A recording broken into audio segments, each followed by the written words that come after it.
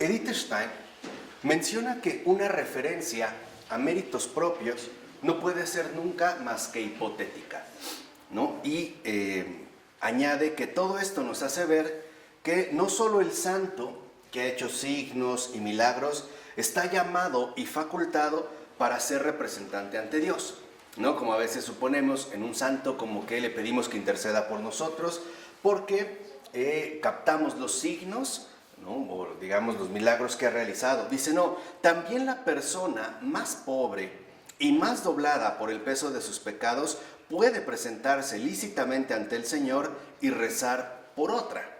Entonces, esto es algo muy importante, o sea, no suponer que solo a unos cuantos se les ha reservado la gracia de la intercesión o el poder pedir por alguien más. Dice, no, en realidad el Señor no solo es justo, sino que también es misericordioso.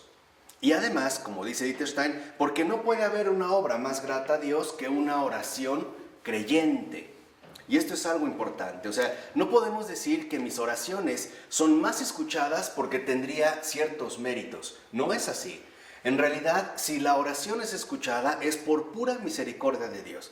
De tal forma que entonces puede ser que una persona que estuviera plenamente consagrada al Señor, ¿no?, su oración sea atendida, pero también la oración de alguien que estuviera, como dijo Edith Stein, doblegada incluso por sus propios pecados.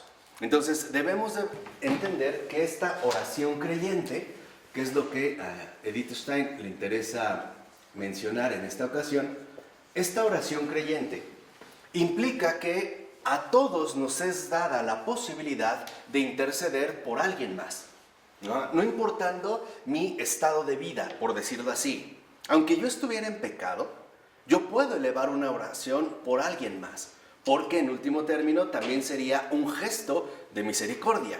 O sea, no tendría que quedarme limitado a mi propia situación. Esto es fundamental porque dice Edith Stein que si tenemos en cuenta entonces de que cada uno tiene la posibilidad de obtener la gracia para alguien más, entonces cada uno es corresponsable de todo el que aún no se halla en estado de gracia, pero también coculpable de toda culpa que otro cargue sobre sí. Entonces, esta oración creyente nos transforma a cada uno de nosotros en corresponsable, pero también en coculpable. Ahorita vamos a explicar un poco esto. Si el Señor en su misericordia nos permite a cada uno establecer una oración por alguien más, ofrecer una oración por alguien más, la oración creyente, entonces significa que ninguno de nosotros está excusado de no hacerlo. De tal forma que si nosotros, por ejemplo, no hemos o vemos que una persona no ha alcanzado todavía la gracia, es también nuestra responsabilidad pedir por él, lo que se llama la intercesión. O sea, podemos criticar a una persona que a lo mejor no nos agrade, de cualquier ámbito, a lo mejor del ámbito político o religioso o familiar, ok. Pero lo importante es que si nosotros vemos que hay carencia de gracia, entonces estamos llamados a pedir que reciba esta gracia. Lo que una vez habíamos dicho, ¿no? Pedirle al Señor que este corazón se abra para recibir la gracia. Entonces somos corresponsables, pero también somos coculpables de no pedirle al Señor que ayude a las almas. O sea, si nosotros vemos que una persona se mantiene en pecado o en una situación de vida desordenada, también es culpa nuestra el hecho de que la abandonemos, de que realmente no intercedamos por ella. ¿Cómo? Pidiéndole al Señor por esta persona. No sé si esto queda claro. O sea, somos responsables del bien de las almas, pero también podemos ser culpables de descuidar a las almas, que tiene que ver en gran medida con lo que el Papa Francisco tanto ha denunciado como la cultura del descarte. O sea, los dejamos de lado. Por ejemplo, llegamos a suponer que porque una persona es un consagrado o está en un monasterio o es un religioso, un sacerdote, entonces ya no necesita oración, cuando es totalmente falso. O al revés, vemos que una persona está mal, nosotros la criticamos, hablamos, pero la descartamos y no entran a formar parte de nuestra oración. Entonces la oración creyente involucra tanto una responsabilidad como también una culpabilidad si es que esto no se lleva a cabo. Por eso dice que nosotros también debemos de reconocer que a veces tenemos faltas de omisión. Una, por no pedir la gracia para alguien que la necesite, y también precisamente por no pedir por todos aquellos que ya estando en la gracia necesitan todavía más apoyo. Entonces estamos llamados, fíjense, a interceder dentro de esta responsabilidad, pero también a buscar reparación de aquello que nosotros veamos ciertamente dañado. Por eso dice que el hombre está llamado a ser el salvador de toda criatura. Esto hay que entenderlo bien. Cuando Edith Stein dice que el hombre está llamado a ser el salvador de toda criatura, lo que está diciendo es que cada uno de nosotros tiene la posibilidad de comprometerse en la obra de la redención. Es decir, de transformarse en auténtico discípulo de Cristo, en auténtico hijo de Dios. Y esto es fundamental, porque esta es una gracia, una posibilidad que a todos y cada uno de nosotros se nos ha dado, independientemente de nuestra propia realidad personal, o sea, de nuestra propia situación de vida. Dice, pero para ello, ¿no? Lo puede ser en la medida en que él mismo esté redimido. O sea, en pocas palabras, nosotros estamos llamados a colaborar en la salvación de toda criatura, siempre y cuando nosotros también ya hayamos experimentado esta salvación, esta redención, o por ponerlo a lo mejor en términos un poco más prácticos. Cada uno de nosotros está llamado a dar a conocer a Cristo a los demás, pero esto solo se puede hacer si primero nosotros hemos tenido un encuentro con Cristo, ¿no? Como decía el Papa Francisco, no podemos conocer a Dios de oídas, de lo que han dicho, de lo que se menciona. No, lo tenemos precisamente que conocer en base a una experiencia concreta, porque si no se va a reducir a una mera palabra, ¿no? Hablar de Dios sería algo discursivo, y no se trata de que se reduzca a algo discursivo, sino que en todo caso se pueda transmitir como una experiencia de vida. Por eso dice que en realidad lo que nos ha levantado de nuestro estado de naturaleza es la condición de ser hijos de Dios. Y esto es precisamente lo que se nos ha ofrecido a todos y cada uno de nosotros. En pocas palabras, la oración creyente, el que nos vuelve corresponsable y coculpable, siempre nos es una gran invitación a pedir por los demás, por todos.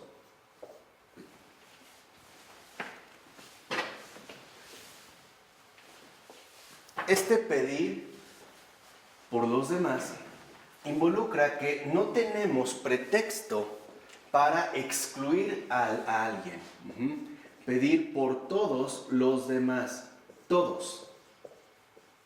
No podemos nosotros excluir o descartar a personas simple y sencillamente porque no comparten nuestras convicciones o nuestro modo de vida e incluso nuestras propias creencias religiosas. Porque en primer lugar, y esta es la base fundamental del catolicismo contemporáneo, es comprender que más allá de que sea judío, musulmán o protestante, es ante todo un hijo de Dios.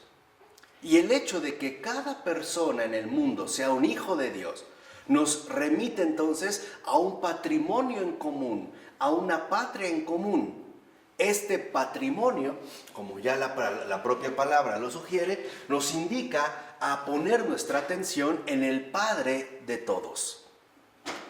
No sé si esto queda claro, porque esto es de verdad muy importante. O sea, pedimos por todos los demás, porque todos los demás, en primer lugar, son hijos de Dios. Independientemente de que sean creyentes, ateos, musulmanes, católicos, el hecho de ser hijos de Dios nos da una patria. Y nuestra verdadera patria es el Padre. De tal manera que entonces todos los seres humanos, todos, tenemos el mismo patrimonio. A todos se nos ha dado el mismo patrimonio. Todos somos miembros de la misma patria. O sea, todos somos hijos de Dios, hijos del mismo Padre. Aunque no seamos creyentes, aunque seamos criminales, aunque seamos lo que quieran, transgresores, no importa. En primer lugar, todos y cada uno de nosotros somos precisamente hijos de Dios. ¿Sí queda claro? Porque esa es la catolicidad. O sea, no se trata ahora de que queramos poner límites a partir de nuestras propias consideraciones humanas. No. Se trata precisamente de que abramos los horizontes para que se pueda recuperar nuevamente la oración creyente en la cual se involucra a todos y cada uno de los hijos de Dios. Así que este es el principio. Cada ser humano, vuelvo a repetir, creyente, no creyente, católico, musulmán, judío, lo que quieran, santero, satánico, lo que quieran, como persona es un hijo de Dios. Y ese es el primer paso. De tal manera que no podemos excluir a nadie, porque cada persona es hijo del mismo Padre, precisamente del Padre nuestro. Entonces no tenemos excusa para intentar dejar a algunos afuera, ¿no? Como si fuera padre de unos, por ejemplo, Padre nuestro, pero padrastro de los otros. No, es el mismo Padre. Esa es la referencia, un mismo Padre para todos. Y si todos compartimos el mismo Padre, o sea, si todos compartimos el mismo patrimonio, entonces todos somos hijos de Dios. ¿De acuerdo? Y no solo se va a limitar a esto, sino que, como dice Wittgenstein, también debemos de notar un llamado a ser protector. Entonces, en la oración creyente, este Padre también nos invita a compartir a los demás la protección, que precisamente sería uno de los rasgos principales de su paternidad. Estamos llamados a proteger no solo a los hombres, claro, con especial, digamos, primacía a los hombres, pero en general a toda criatura de Dios. O sea, estamos llamados a proteger a los demás, porque esto es como un gesto muy concreto de la presencia del Padre entre nosotros. Un Padre que no destruye, sino un Padre que ante todo protege y cuida. Entonces, esta protección se extiende básicamente a toda la realidad creada. Dicho de otra manera, nuestra protección tiene que ir dirigida a lo humano en todas sus dimensiones, pero también a la naturaleza. Lo que hoy precisamente se llama el respeto o el cuidado del medio ambiente. En las cuestiones, vamos a decirlo así, ecológicas. Ahora, ¿por qué? Fíjense. No solo porque Dios lo ha hecho, sino porque esta naturaleza también está llamada a servir y aportar a los demás lo que el Padre les quiere dar. Voy a tratar de poner un ejemplo muy sencillo. Estamos llamados, por ejemplo, en una tierra de cultivo, a cuidarla para que esta tierra dé una cosecha abundante y esta cosecha se pueda distribuir entre todos nosotros, ¿de acuerdo? Pero si por el contrario, a través del uso de transgénicos, yo lo que hago es echar a perder la tierra, volverla estéril, entonces no solo estoy atentando contra la naturaleza, también estoy atentando contra todos aquellos que se pueden y se deben ver beneficiados por este pedazo de tierra. En otras palabras, estoy atentando contra los hijos de Dios. Y lo mismo se extiende al ámbito natural en todas sus dimensiones, desde lo vegetal, lo animal, ¿no?, lo ambiental. En toda esta realidad estamos llamados a ser protectores. No solo, vuelvo a repetir, protectores de almas, claro, hay un especial privilegio hacia lo humano, hacia los hombres, pero también hacia toda realidad creada, porque se nos ha puesto en nuestras manos para ejercer un señorío. Esta es una palabra que también utilizó el Papa Francisco, pero no es un señorío de autoritarismo, de imposición, es un señorío de dignidad. Esta protección sobre lo humano involucra un señorío. Por ejemplo, hoy que hemos devaluado tanto las palabras, prácticamente a todos le decimos señor o señora. O sea, de entrada le otorgamos un señorío. Pero antes no era así. ¿A quién se le llamaba señor en un primer momento? A Dios. Y lo vemos en el Antiguo Testamento. Se habla de el Señor, tu Dios. ¿No? ¿A quién vamos a ver? Al Señor. Por eso se habla de el Señor Jesús. ¿Vamos bien? Para que no se me pierdan. Entonces, si Dios mismo es Señor, ya nos está mostrando cuál es el tipo de señorío que quiere que cada uno de nosotros también asuma, también lleve a cabo en su vida. O sea, que el señorío involucra ante todo servicio. Ese es el señorío que Dios quiere en cada uno de nosotros. Ese es el verdadero señorío. Y no es un señorío que se va a obtener en automático. Es un señorío que involucra compromiso con todo lo creado, voluntad de verdad y también un verdadero deseo de hacer el bien. Este es el señorío. No se trata de ser entonces despóticos, sino de cuidar toda la naturaleza. Por ejemplo, creo que ahí puede quedar más claro en estos momentos, cuidar toda la naturaleza, porque esta naturaleza está llamada a ser fecunda y benéfica para todos los seres vivientes. Y a veces lo sabemos, no solo los hombres. Por ejemplo, si se contamina un río, no solo se afectan comunidades humanas que estén asentadas cerca de este río, también sabemos que se perjudican peces, fauna, plantas, etc. O sea, finalmente se ve todo como destruido o perjudicado. Entonces, ¿qué es lo que el Señor quiere? ¿Cómo quiere que se manifieste el señorío al que hemos sido llamados? Con un servicio.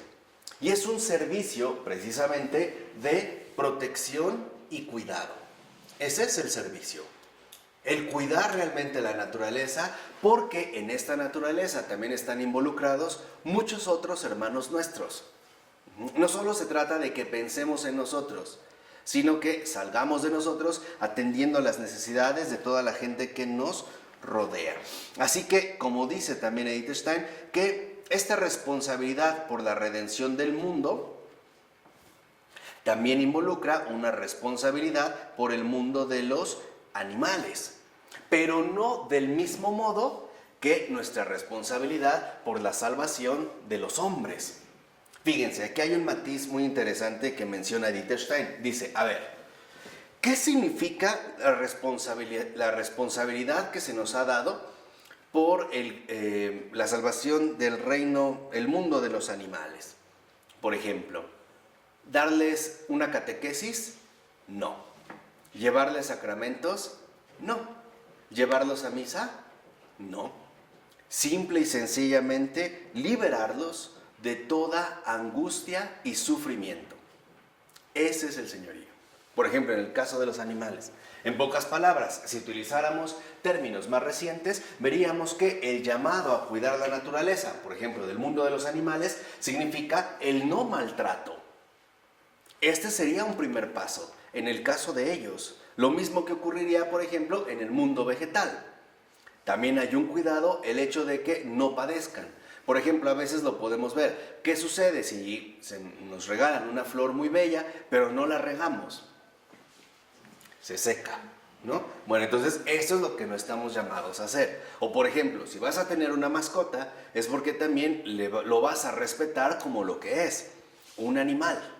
No se trata de que lo maltrates y lo hagas sufrir innecesariamente. Entonces se trata que el cuidado de los animales consista en ejercer un señorío sobre ellos, o sea, ponernos a su servicio, liberándolos de toda angustia innecesaria. Como hoy en día, me parece que con justa razón, se ha denunciado tanto el maltrato animal. Entonces también va a hablar Edith Stein de la criatura inanimada, ¿no? Los vegetales, que no se puede conservar a sí misma, sino que tiene que ser conservada. O sea, el hecho de que una planta, fíjense, en todos los sentidos, sea dependiente, es porque nosotros estamos llamados a ejercer también este servicio, tanto en lo animal como en lo vegetal. Por eso una planta necesita a veces que se prepare la tierra, se siembre la semilla, o sea que en pocas palabras, como dice Edith Stein, que todo le llegue desde afuera. Entonces, para ello, en pocas palabras, tiene que estar puesto un Señor sobre la creación. Y este Señor es un Señor libre y además dotado de razón. Esto es algo importante.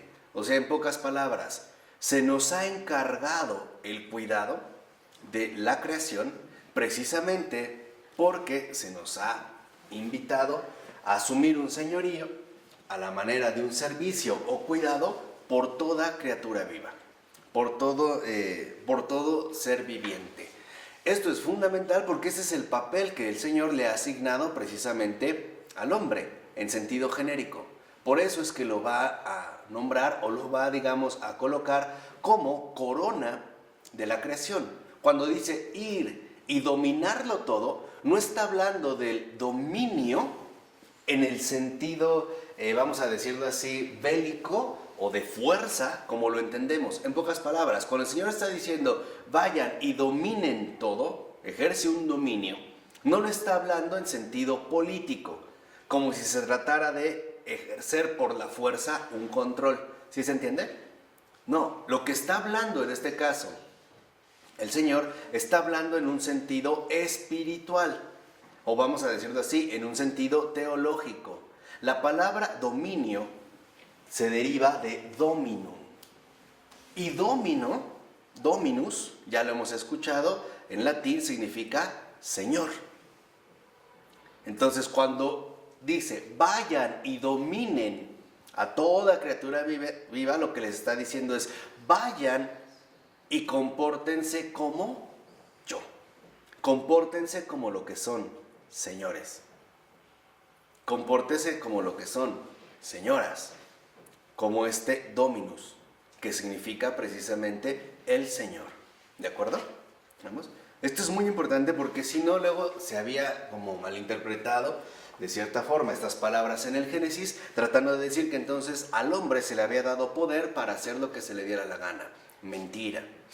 Cuando se habla de un dominio, se está hablando de el señorío de Dios, el dominum, que precisamente significa el Señor. Entonces, estamos llamados a comportarnos en la creación como el Señor lo hace.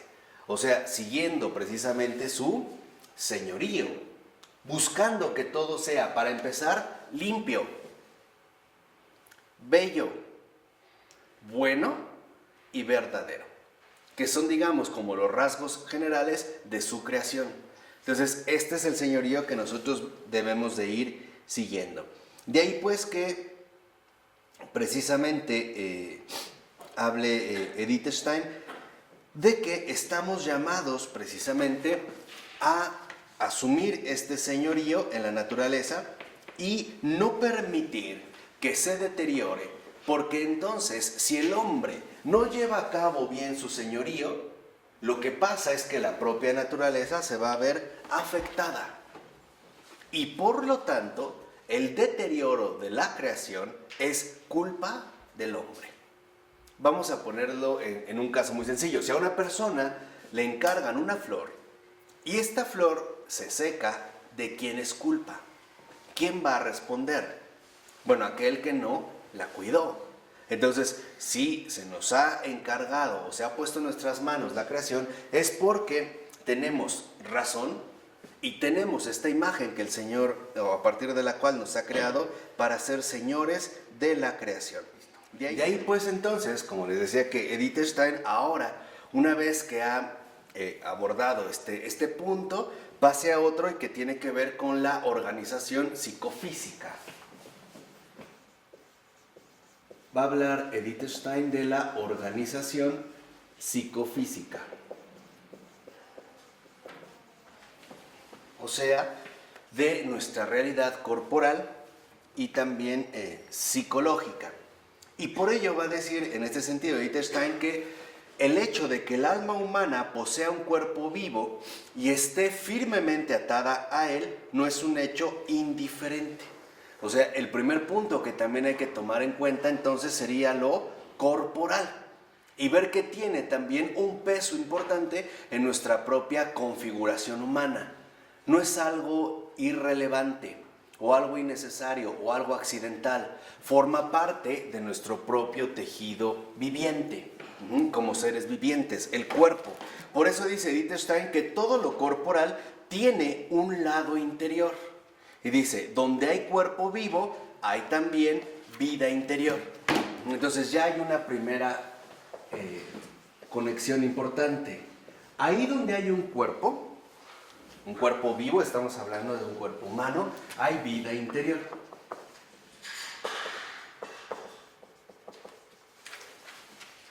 Hay una vida interior. Esto es lo que marca, por ejemplo, la gran diferencia entre un cuerpo vivo y un cadáver. Un cadáver, por ejemplo, precisamente lo que manifiesta es una total ausencia de vida interior. Mientras que un cuerpo vivo, ¿no?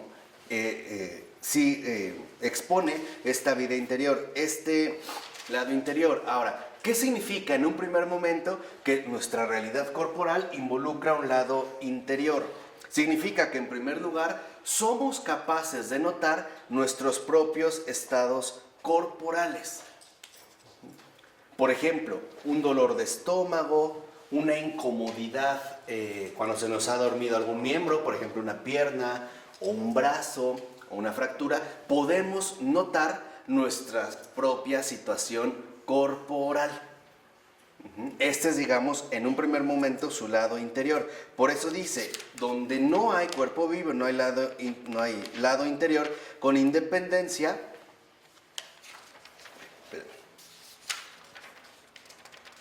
donde no hay en este sentido un cuerpo vivo, porque no podemos separar nuestra auténtica realidad corporal. No es irrelevante, o sea, y esto es un punto muy central que me parece que Dieter Stein desarrolla, porque a veces malinterpretamos la realidad del cuerpo cuando queremos entenderlo a partir de la tradición especialmente griega, ¿no? Que hay un claro desprecio, por ejemplo, por el cuerpo, por eso lo va a mencionar adelante. Pero lo que dice es que en realidad no podemos omitir algo fundamental. Nosotros no tenemos un cuerpo, vivimos corporalmente, se vive en el cuerpo. Entonces, esta vida interior es vivencia corporal. Por ejemplo, yo puedo decir, y esto es algo que Michel Henry también de cierta manera desarrolla en su fenomenología material, pero no puedo decir correctamente, o sea, a la luz de la verdad, que tengo un cuerpo. Por ejemplo, yo puedo decir que tengo un saco. ¿Cómo sé que lo tengo? Porque podría no tenerlo. O sea, es algo ante lo cual yo puedo tomar distancia, ¿no? Por ejemplo, puedo decir que tengo cabello y que después ya no tengo cabello. Me lo puedo quitar. Pero si digo que tengo un cuerpo, ¿puedo verdaderamente quitármelo? ¿Puedo hacerlo a un lado? No, no puedo. Entonces es incorrecto decir que tengo un cuerpo. Más bien lo que deberíamos de comprobar, o más bien lo que deberíamos de afirmar, es que vivimos en el cuerpo. El cuerpo es parte fundamental de nuestro tejido humano.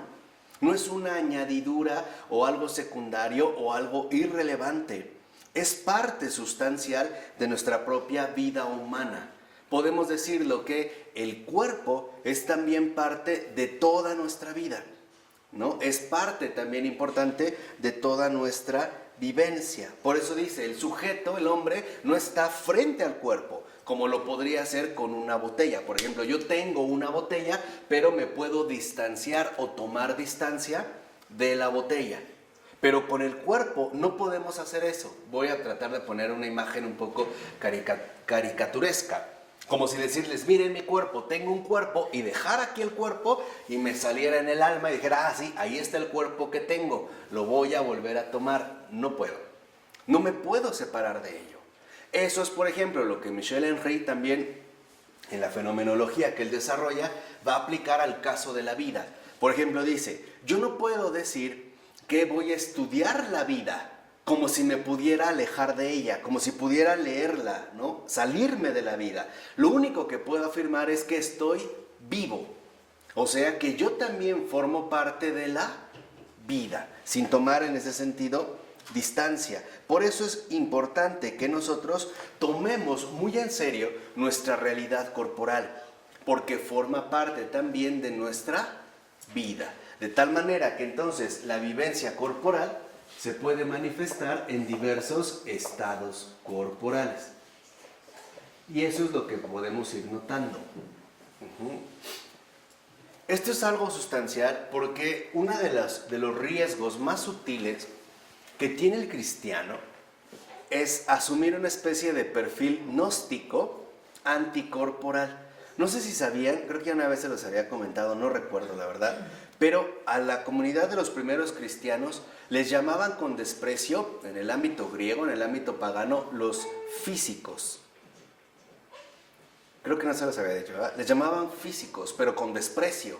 ¿Por qué? Porque para los paganos lo material, y entre ello el cuerpo, al estar sometido al cambio, a la mutación, etcétera, no podía, digamos, como embonar con la idea que ellos tenían de lo perfecto, lo inmutable, o al menos como lo querían, en este caso, encontrar o descubrir en el alma humana.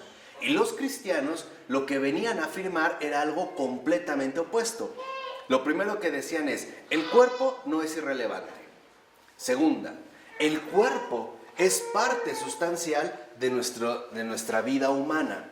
Y tercera, el cuerpo no puede ser minusvalorizado tal y como se ha venido haciendo dentro de esta tradición. O sea, en pocas palabras, no podemos despreciar el cuerpo porque nosotros también somos corporales. O sea, no es decir que tengo un cuerpo, sino que soy en ese sentido corporal. Pero no solo soy corporal, también tengo una dimensión psíquica. Una dimensión, como hoy nosotros le podemos llamar, psicológica. Que esa es parte de nuestra organización psicofísica. Entonces, cuando a los primeros cristianos les llamaban con desprecio los físicos, es porque los primeros cristianos tenían algo muy claro. La realidad es una realidad concreta. Les decía que una de las graves y más peligrosas tentaciones para el cristiano, y ha sido una tentación permanente a lo largo de toda la historia, es la gnosis. O sea, el hecho de querer evadir o elevarnos por encima de nuestra realidad material para acceder a un reino netamente inmaterial. Llámese intelectual, llámese espiritual, llámese lo que sea. No es así, ¿de acuerdo? Más bien tenemos que tomarnos en serio nuestra propia realidad concreta. Por eso dice que para un alma que tiene... para un sujeto que tiene alma y espíritu, el notar los estados corporales significa que somos capaces también de percibir la periferia más exterior de nuestra vida interior, por decirlo de alguna manera. En el centro de un ser humano, de cualquier ser humano, lo que tenemos es el espíritu, donde aquí creo que luego hay como confusiones. Entonces, ¿qué es el alma y el espíritu? ¿Cuál es la diferencia? O sea, lo central de nosotros es el espíritu, pero del espíritu, vamos a decirlo así, es lo más profundo, lo más interior que tenemos. Es nuestra verdadera realidad profunda, es el nivel del espíritu. Pero también es verdad que hay otra dimensión que no es espíritu, sino que es una dimensión anímica. Y aquí entra el alma, en el cual pueden, por ejemplo, encontrarse toda la dimensión de las emociones que nosotros experimentamos. Eso es lo que nos hace precisamente animados. Pero también tenemos otra dimensión, por decirlo así, que no es ni espiritual ni anímica, sino que es una dimensión, por llamarla de esta manera, psíquica. O sea, todo lo que tiene que ver con la psique, todo lo que tiene que ver con nuestra realidad psicológica. Y no solo tenemos esta realidad psíquica, sino que hay una dimensión más exterior, que es, ahora sí, nuestra realidad corporal. Esto es importante para que vayamos entendiendo también la dinámica auténtica de una persona humana. Yo les voy a poner nada más un ejemplo muy concreto para que vean cómo puede repercutir en nuestra configuración humana, en nuestra organización, ¿no?, humana. Si una persona tiene una enfermedad, esta enfermedad no solo se va a quedar en el ámbito corporal, es probable que también se vincule con el ámbito psíquico. Por ejemplo, generándole pensamientos tristes o desconsoladores, ¿no? Voy a poner un ejemplo, me detectan cáncer a nivel corporal, entonces también se mueve lo psíquico, porque somos una unidad integral, diciendo me voy a morir. Y no solo se puede llegar a lo psíquico, también va a repercutir en lo anímico. Por ejemplo, me pongo triste. Y puede ser que no solo se quede en lo anímico, sino que llegue a la fibra más íntima de mi vida, al espíritu, donde o una de dos, o reniego de Dios, o me enojo con Dios, o afirmo que Dios no existe. ¿Sí me explico? Esto es importante. Entonces, lo que nos está diciendo Edith Stein es que cuando nosotros percibimos nuestros estados corporales, salimos a la zona más exterior de nuestra vida, la zona corporal. Pero que no es por ello, vamos a decirlo así, la más superficial, la más irrelevante. Simple y sencillamente en nuestra estructura humana, por eso ella escribió, ella estuvo muy interesada toda su vida por comprender a fondo un ser humano. Hay un librito que es como una serie de notas que ella dictó para un curso que se llama La estructura de la persona humana. Y en efecto tiene que ver con esto que aquí empieza a intuir. Y puede darse al revés, que es lo que vamos a ir viendo. Solo me quiero adelantar para que vayamos como avanzando con más claridad. ¿Qué sucede con la gracia? La gracia puede darse en dos sentidos. Cuando una persona recibe una gracia interior, una gracia por iluminación, una gracia en su espíritu, no solo se va a quedar aquí, va a salir, por decirlo así, atravesando del espíritu lo anímico, lo psíquico y llegando hasta incluso lo corporal. Y al revés, cuando la gracia nos llega de afuera, por ejemplo, ¿no? A través de un sacramento, a través de la Eucaristía, nuestro primer contacto con la Eucaristía es en este nivel corporal, ¿cierto o no? Es más, y es obvio que nuestro primer contacto con la Eucaristía es visual. Por eso lo levantan en la consagración, ¿no? Entonces, ahí nos está llegando, vamos a decirlo así, desde lo más externo, en lo corporal. Si nosotros comulgamos, entonces este sacramento, por ejemplo, empieza en el ámbito más exterior, pero no necesariamente va a llegar al fondo. Puede ser que una persona lo haga por una cuestión enteramente corporal y solo llegue hasta aquí, hasta lo psíquico, por la idea que tiene que es parte de un ritual, pero no significativo. O puede ser que este mismo sacramento llegue a lo anímico, por ejemplo, porque se siente bien o busca encontrar algún tipo de sensación a partir de recibir la Eucaristía. Lo fundamental es que la gracia que llega por fuera atraviese ahora de lo más exterior a lo más interior y comulgue realmente hasta nuestro centro más íntimo. Esto es verdaderamente asimilar un sacramento. Por ejemplo, hay personas que van a comulgar porque lo ven como una costumbre y ya. Se paran, comulgan y se acabó. O sea, se quedan en el mero nivel que corporal. Algunos pueden ir guiados o permitir que el sacramento llegue hasta lo psíquico por las ideas que pueden tener, desde el hecho de que si no comulgan se van a condenar, hasta la idea de que si sus papás no ven que va a comulgar, pues les van a caer en la movida y finalmente se van a poder al descubierto las travesuras de sus vidas, ¿no? Y puede ser que otro vaya por lo anímico. Es que si comulgo me siento bien, o el coro, estoy buscando una emoción. Pero lo importante es que nosotros entendamos que un sacramento es la comunión en espíritu con el espíritu. Esta es la verdadera vida sacramental. Y si nosotros recibimos una gracia interna, lo importante es que esta gracia interna, por ejemplo, no solo se quede en el espíritu, sino que crezca a nuestro ámbito anímico, o sea, que realmente repercuta para bien en nuestras emociones, que cambie nuestra mentalidad e incluso que cambie nuestra propia constitución corporal. O sea, si uno recibe una gracia de salvación interior y realmente la hemos acogido en el Espíritu, esta gracia de redención va a traer efectos benéficos en nuestros estados anímicos, en nuestros pensamientos e incluso en nuestra condición corporal. Por eso es que a través de la gracia también se pueden sanar enfermedades.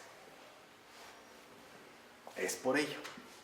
O como ha habido, por ejemplo, no sé, San Antonio, el gran padre de los monjes, estuvo encerrado 30 años en una vieja fortaleza.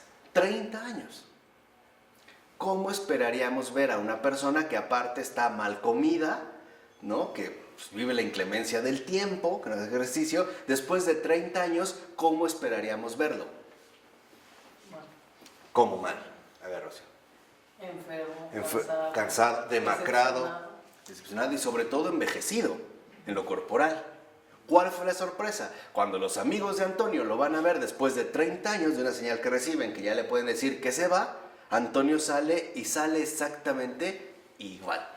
Ni más viejo, ni más joven, ni más arrugado, ni más amargado, ni enloquecido.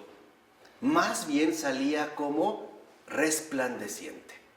¿Por qué? Porque San Antonio Abad, San Antonio el Grande, precisamente entra en una comunión tan profunda con el Espíritu, que el Espíritu ahora es lo que domina sobre su ánimo, sobre su psique y sobre su cuerpo.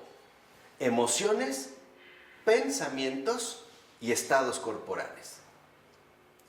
Si nos referimos precisamente a la estructura de nuestra propia persona. De hecho, Marco, no solo te curas, sino evitas muchos malestares y muchos problemas. Claro. Y muchas enfermedades. Exactamente, aparte. Que ya ni sabes que... ¿No? Por eso el Señor decía que, por ejemplo, en sus discípulos, ¿no? Iban a beber venenos y no les iba a pasar ¿qué? Nada. Porque estaban realmente resguardados en el Espíritu. Entonces dice, y pasa al revés. Una persona verdaderamente espiritual, o sea, cuando queremos descender a lo profundo del Espíritu, entonces nos alejamos más de lo que corporal. Sería el sentido inverso, ¿no? Cuando te invitan, por ejemplo, a hacer oración, hay, por ejemplo, no sé, si estamos haciendo una adecuada oración, creo que hemos experimentado que hay momentos donde el cuerpo pasa desapercibido. No desaparece, pero pasa desapercibido. O no sé si les ha ocurrido que están en oración y pensaron que habían pasado 10 minutos y llevaban una hora. Y el cuerpo como que no sintió. Por eso, porque ahora iríamos en este sentido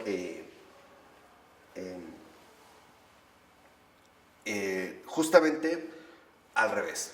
Entonces, cuando se nos invita a llevar una vida espiritual, no se nos invita a aniquilar lo corporal, porque somos cuerpo. No tenemos cuerpo, somos cuerpo. Si dijéramos, no, claro, como era la tentación de los gnósticos, que incluso por ello algunas de estas sectas promovían la idea del suicidio, como lo hemos visto en sectas contemporáneas. Es que vamos a matarnos para salir de esta cárcel del cuerpo, para ir nuestro espíritu con Dios. Mentira y vil engaño. Eso viene del padre de la mentira, es un vil engaño. A lo que se nos invita precisamente es que nos distanciemos todo lo posible de lo corporal para poder ingresar de lleno en lo espiritual. Pero ojo, no somos espíritus puros. No somos puro espíritu. Mentira. Somos personas. Y como personas tenemos una dimensión integral que va desde lo más exterior, lo corporal, hasta lo más interior, lo espiritual. Que el espíritu es el que logra unificar realidades tan distintas. Y también es el espíritu lo que nos permite abrirnos a una comunicación, vamos a decirlo así, auténtica con Dios. ¿Vamos? ¿No? En esta línea. Por eso insiste también Edith Stein que entre estos dos polos se pueden dar ciertas tendencias. Por ejemplo, dice, hay personas que no profundizan y siempre están como en la periferia exterior de su vida. O sea, se cuidan o se concentran o se limitan enteramente a a lo corporal. Por ejemplo, estas personas que solo se la pasan en el gimnasio, haciendo dietas, o mejor dicho, torturas alimenticias, tratando de arreglarse acá, una arregladita por allá, botox aquí, liposucción allá, etcétera, etcétera, etcétera. Dice, pero hay otros que a veces tienden a irse más a lo espiritual y quisieran renegar de lo corporal. Por ejemplo, algunas prácticas hinduistas, donde vemos que en efecto hay como una reconcentración hacia lo interior, pero ellos básicamente hacia lo psíquico y lo anímico, ¿no? El Om, que involucraría un estado de paz, un estado de separación de esta exterioridad que tanto nos abruma, que tiene que ver en el budismo con la rueda de las reencarnaciones, ¿no? Y esta vida de apariencias que estamos llamados a superar, para no entrar en más detalles, pero que Edith Stein dice, no es santidad. Cada uno de nosotros puede alejarse de lo corporal. Por ejemplo, hay quienes a lo mejor tratan de descender al ámbito psíquico. Esto sucede sobre todo en el caso de los psicólogos, o también como se les suele llamar, en el caso de los psiquiatras. ¿Estamos de acuerdo? Descienden, pero no es lo vital. También hay un ámbito anímico que incluso dentro de estas mismas líneas se ha intentado rescatar. Pero lo importante no es quedarnos ni en lo psíquico ni en lo anímico, sino dirigirnos verdaderamente hacia el espíritu. De tal forma que podemos ver niveles, y no obstante, no olvidar que, en pocas palabras, un acto verdaderamente espiritual también involucra lo corporal. No los divide, al contrario, los unifica. Y esto nos puede ayudar a entender, por ejemplo, un fenómeno tan maravilloso como la bilocación, o sea, la posibilidad de estar en 2 o 3 lugares al mismo tiempo. ¿Ahí qué quiere decir? La persona está tan integrada en el espíritu que el cuerpo ya no es barrera, también es servicio. Ya no es obstáculo para la gracia, sino también vehículo de gracia. O como estos santos o estas personas que a veces con tocar curan. No lo hacen de lejos, ¿verdad? Jesús no curaba viendo. No, ante todo Jesús, y esa es una enseñanza muy concreta de él, cura tocando. Acuérdense de este gesto bello, como incluso en una ocasión para curar a un ciego y sordo, a un mudo y sordo, tira saliva en la tierra y hace lodo, ¿no? Y después ya le toca los oídos y le toca con la punta de la lengua. O sea, hay un verdadero contacto. No es que Jesús dice, sí, a ver, se pone ahí en flor de loto a levitar para que eso suceda. No. Puede darse en ese sentido, pero sí involucra mucho un contacto, una, digámoslo así, cercanía. De ahí pues que entonces Edith Stein precisamente diga que nosotros debemos entender cómo el cuerpo cumple con ciertas funciones orgánicas para promover el adecuado funcionamiento de nuestros estados corporales, pero que no solo se reduce a ello. ¿Sí me explico? O sea, lo que está diciendo es, no podemos negar el cuerpo, decir que el cuerpo no es importante, solo es la mente o lo interior o qué sé yo, o el espíritu, porque es una mentira en nuestra realidad humana, pero tampoco podemos decir que el cuerpo lo es todo. No, simplemente hay que colocarlo o darle el lugar que se le ha asignado. No vamos a decirlo así, el lugar que le corresponde. Por eso dice que también al hombre le ha sido puesto también la responsabilidad por su cuerpo. Ahora, entendamos esto. ¿Qué significa responsabilidad por el cuerpo? ¿A la manera dietética, como hoy lo entendemos? No. ¿Que bajemos calorías, poca grasa, todo light? No. La responsabilidad por el cuerpo significa que nuestro cuerpo esté profundamente vinculado a nuestro espíritu. Esa es la responsabilidad del cuerpo. O sea, que nuestro cuerpo también sea santificado, portador de gracia. Lo demás puede darse, pero no es lo esencial. Un cuerpo no se santifica a través de dietas. Eso es un poco lo que quiero decir. No, un cuerpo se santifica a partir de la recepción de la gracia en el espíritu y todas las repercusiones que esta gracia va a traer consigo. Por eso, por ejemplo, bien es cierto que podemos ver a un cura de Ars extremadamente consumido por la mortificación, sumamente flaco, pero no todos los santos han sido esqueléticos como el cura de Ars. Por ejemplo, Tomás de Aquino, pues era una persona robusta, y bastante robusta, al grado que se cuenta que cuando estaban en el refectario, o sea, en el comedor, ¿no? En su mesa de madera que tenían, le habían tenido que hacer una especie de media lunita para que pudiera entrar bien. O sea, era un gordito feliz. O Chesterton. Chesterton tampoco es una figura extremadamente delgada. Mide casi 2 metros, 1,90 y pesaba más de 120 o 140 kilos en sus buenos tiempos. Entonces, cuidado con ello, porque si no, tenderíamos nosotros a extraviarnos fácilmente. Por eso insiste que en este sentido debemos entender que nuestra corporalidad debe de ser atendida en su integridad, o sea, que nuestra corporalidad, ¿no?, material también debe de ser tratada adecuadamente. O sea que en pocas palabras, por ejemplo, tampoco se trata de que vamos a comer lo que sea. No, porque también requiere o necesita de esta dimensión. Pero sobre todo cuando a través, por ejemplo, del descuido de la corporalidad se ve o se pone en peligro la vida interior. Por ejemplo, San Agustín, en una de sus reglas de los conventos, y en general también San Benito lo tenía, decía: si un hermano está enfermo, que coma bien. ¿O no? Creo que también lo mencionan, ¿no?, los trapenses, que vienen de esta regla de Benito. Por ejemplo, si uno de los hermanos, no decía San Benito, lo mismo que en ese sentido San Agustín, decía, si uno de los hermanos tiene una enfermedad corporal grave, entonces que coma bien.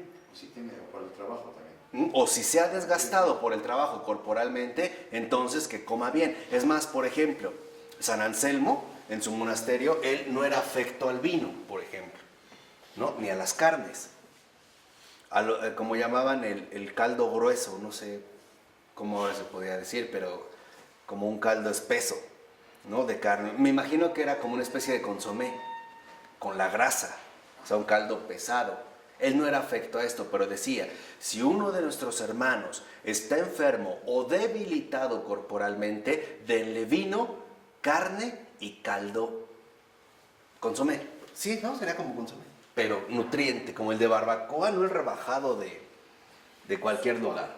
¿Ah? Sopa. O una sopa, pero una sopa sustanciosa. Decía, no solo de verdura, métanle carne, métanle pollo. ¿Por qué? Porque si no, empezaríamos a fomentar ciertos desequilibrios. Y todo va a quedar reflejado, en último término, hacia la importancia que va a tener la vida interior. En pocas palabras, ¿por qué queremos un cuerpo sano? ¿Para vernos bien? No. ¿Para vivir muchos años? No. ¿Para que seamos aceptados en las playas? No. ¿Para que nos entre el traje de baño? No. Para llevar una adecuada vida interior. Por eso, en ese nivel, en este sentido, digamos en esta misma línea. Por eso también insiste Dieterstein que entonces, fíjense, el cuerpo solo pasa a primer plano cuando algo no anda bien. Y esto lo podemos entender de manera muy básica. Nosotros en realidad pasamos desapercibido nuestro cuerpo, ¿o no? Exacto, hasta que se enferma, ¡pum!, ahí sí entra a primer ¿qué? Plano, ¿no? Esto Heidegger lo distinguía de un estado de a la mano a un estado de ante los ojos. No, bueno, estos términos filosóficos pero son parte de nuestras experiencias concretas de vida. Lo mismo que dice Wittgenstein. Por ejemplo, al caminar prácticamente no sentimos el movimiento de cada pie. A veces ni cuenta nos damos. Pero ¿qué sucede si se nos durmió una pierna? Entonces sí. Es lo que decía Heidegger, por ejemplo, al tomar una pluma. Decía, si nosotros estamos escribiendo y agarramos una pluma, nos ponemos a escribir. No la tenemos no a la vista, simplemente está a la mano, la tenemos a la mano en un uso. Pero si deja de pintar, entonces ¿a dónde se dirige nuestra atención? A la pluma. Ahora, ¿por qué no pinta? Y entonces, ahora sí lo tenemos ante los ojos. Pasa de estar a la mano, ahora va a estar ante los ojos. Es lo que ocurre con el cuerpo. En pocas palabras, el cuerpo solo llama la atención cuando no está vivo. Solo ahí, ¿no? Solo en este sentido nos llama la atención. Y dice, en este caso, se corre el peligro de que quiera acaparar toda la atención. Y entonces nos dediquemos únicamente a lo corporal en detrimento o descuidando la vida que interior. ¿Vamos? Entonces dice también en este sentido Edith Stein, si es así, entonces lo que debemos hacer es apoyarnos en las otras dimensiones que configuran nuestra realidad humana. Puede ser a través de la cuestión psíquica, anímica o definitivamente ir al centro, que sería en este caso el espíritu. Entonces, en pocas palabras, ¿por qué requerimos un cuerpo sano? Para llevar una vida interior. Ese es el propósito, no es una cuestión estética de visión o una cuestión médica de salud, no es así. Es simple y sencillamente por la necesidad que tenemos de no descuidar la vida interior. Aristóteles tenía de cierta manera esta intuición cuando él consideraba que el sabio debía también de gozar de buena salud.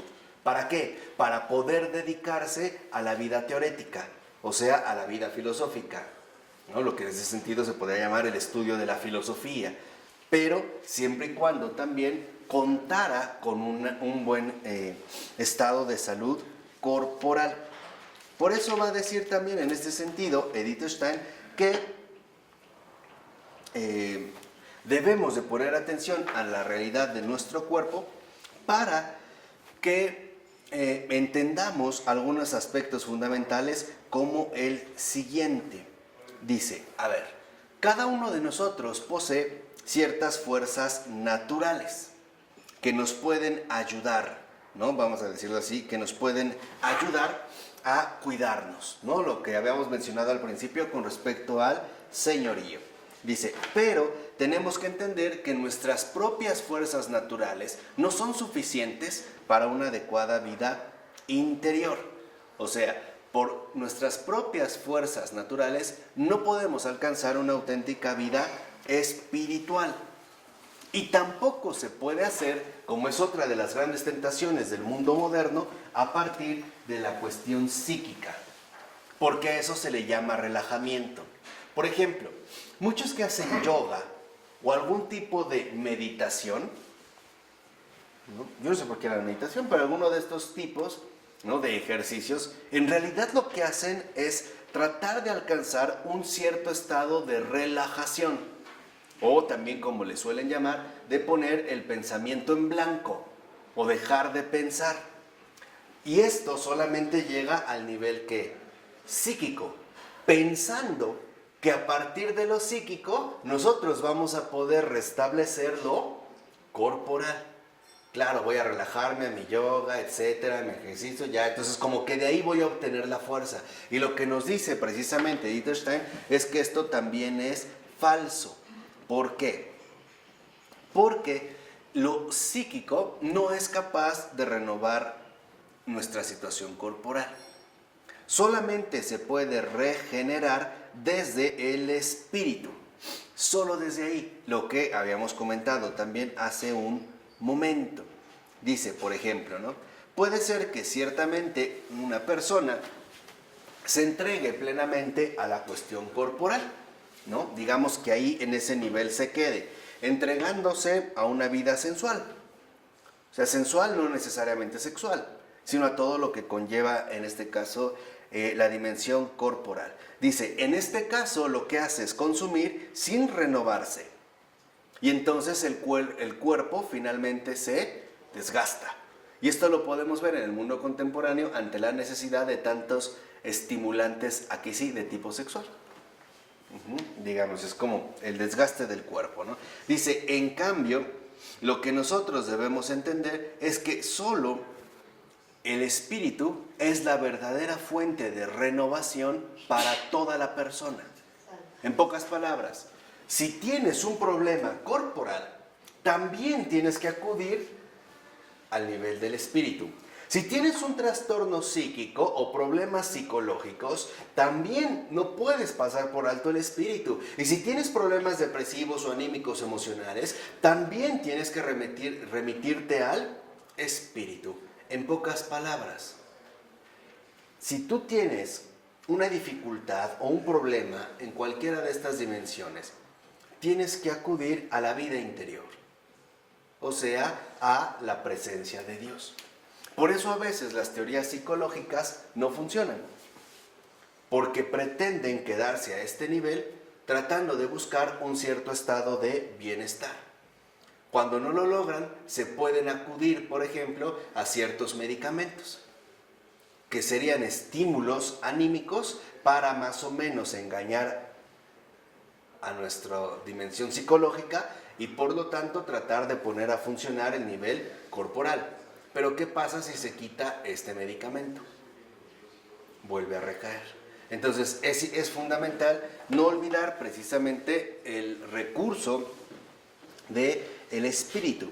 Dice, ahora, por otra parte, es verdad que la voluntad puede echar mano de todas las fuerzas de las que dispone la psique originariamente, a fin de apoyarse en ella y someter al cuerpo a su dominio. Por ejemplo, podemos emplear la voluntad, ¿no? Aliarnos con nuestro nivel psíquico y decir, por ejemplo, no tengo hambre, no me da sueño, no me da sueño, no me da sueño, no me da sueño, o no me da hambre, o no me siento cansado, o algo.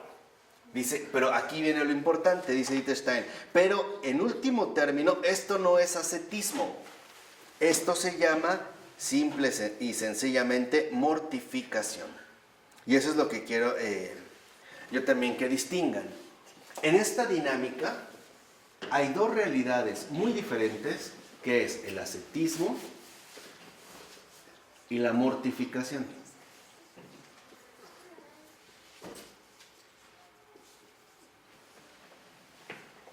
Son dos realidades completamente diferentes. Dice, en la mortificación, el cuerpo y el alma se ven consumidos. Claro, puede darse que la tiranía del cuerpo quede rota, pero no se gana nada a cambio. Se agota. Entonces, por ejemplo, ahorita que estamos en Cuaresma, ¿qué se nos pide? ¿Ascetismo o mortificación? Ascetismo. Porque el ascetismo significa espiritualización. Ese es el verdadero ascetismo, no la mortificación. Por ejemplo, se nos pide privarnos de las carnes rojas, no comer carne los viernes, especialmente los viernes o el miércoles de ceniza y el viernes santo. Pero si yo lo hago únicamente para tratar como que de refrenar mi cuerpo, dominar mi cuerpo, entonces eso es simplemente ¿qué? Mortificación. Hay gente que lo puede alcanzar mediante una determinada disciplina, y lo hemos visto, pero eso no es verdaderamente ascetismo, porque el ascetismo significa crecimiento en la vida interior. Ese es el verdadero ascetismo.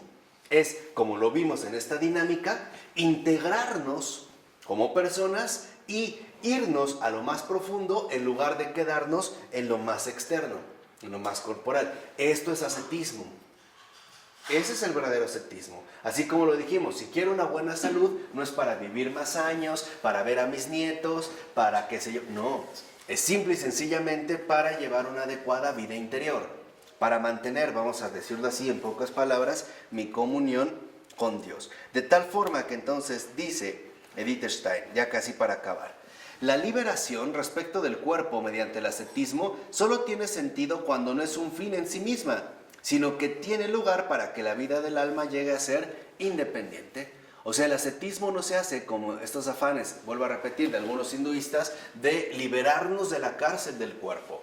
No, es para espiritualizarnos como personas. En pocas palabras, para, también como lo mencionó, para santificarnos. De tal manera que no es un fin, sería simplemente un proceso que llevamos a cabo. Así que entonces dice, el verdadero ascetismo es el camino de la salvación, un camino de salvación, no la mortificación.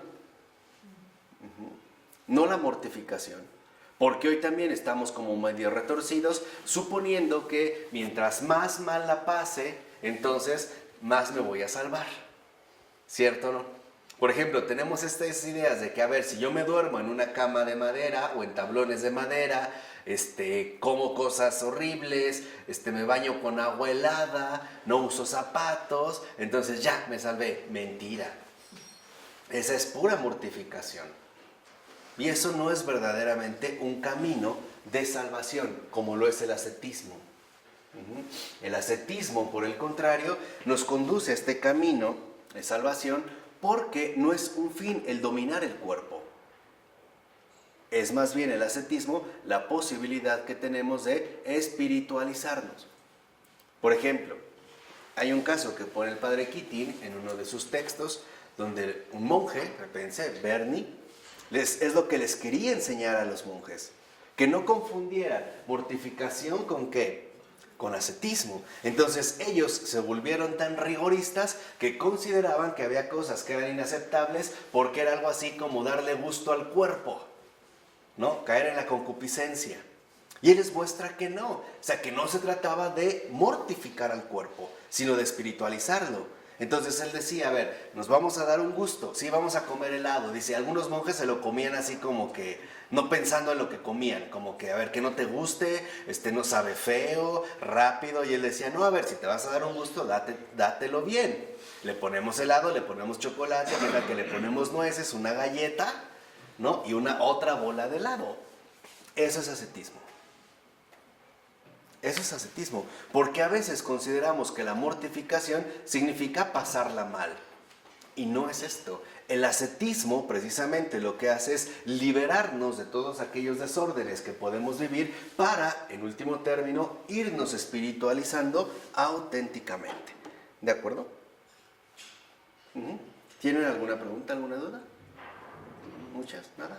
Bueno, vamos a dejarla hasta aquí por el momento. En nombre del Padre, del Hijo y del Espíritu Santo. Amén.